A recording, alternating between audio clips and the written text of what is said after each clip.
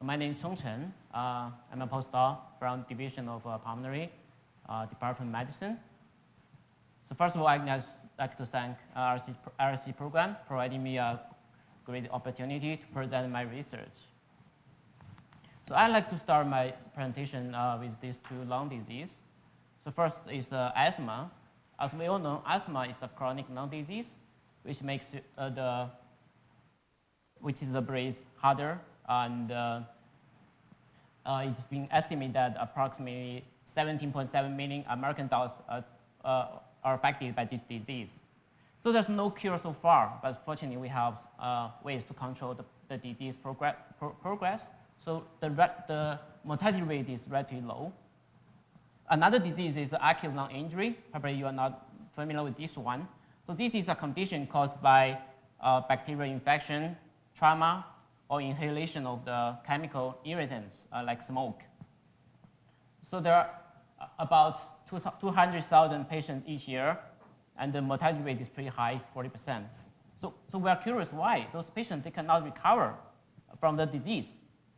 But before we address that question, I'd like to talk something in common for these two diseases, which is inflammation. So inflammation is actually our body's self-defense. It's body's attempt to heal after injury.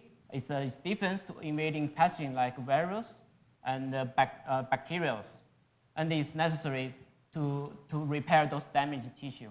So for example, if you stub your toe, biochemical reactions will release molecules called cytokine as an emergency signal, and that signal will attract immune cells, hormones, or nutrients to your toe to fix the problem. So inflammation actually is a good thing. And the inflammation is characterized by the heat, redness, swelling, and sometimes pain and immobility. So if you have inflammation, you will feel uncomfortable and your body is on fire.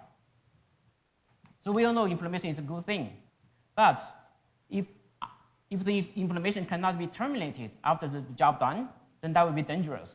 So it's clear to us right now that unresolved inflammation can lead to the tissue damage and organ failure. This will delay or even ruin the patient's recovery from disease like the acute lung injury I mentioned earlier. So there's a question, so which molecule is important to regulate the resolution of inflammation? And our research, my research actually tried to provide answer to this question. So our target protein is a very small molecule called MEIS1. So I use this slide to give you a general idea how small is this molecule. So for human lung, we have, for each human lung, we have like 300 million small structure called alveoli. And each alveoli is composed of thousands of cells. And each cell has millions of proteins. So MEIS1 is just one of them. So you may ask me a question, how can you study the function of such a small molecule? And I will show you our study plan and what we observed in the next few slides. So we actually use a quite straightforward strategy. So we knock down this MEIS1, this molecule from our experimental animal, from mouse. And then we compare the control mouse and the gene knockout mouse. We just want to see the difference, so this is easy to understand.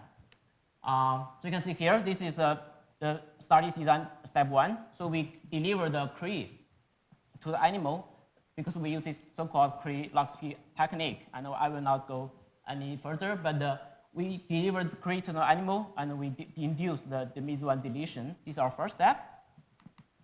And next, we gave the animal both control group and the gene deletion group endotoxin to induce the acute lung injury. This is a well-established animal model of acute lung injury. And then after 7 days, that's the last step, we will harvest the lungs. And then we'll do some analyze. So here's the first result. So we check the survival rate. So you can see that the red line is the MEIS1 gene knockout mice. So this group, they have only 50% animals survived. But for the control group, there's 100%. They all recovered from the disease. This means without MEIS1, we have more mortality. And then we stand and we examine the lung structure under microscope.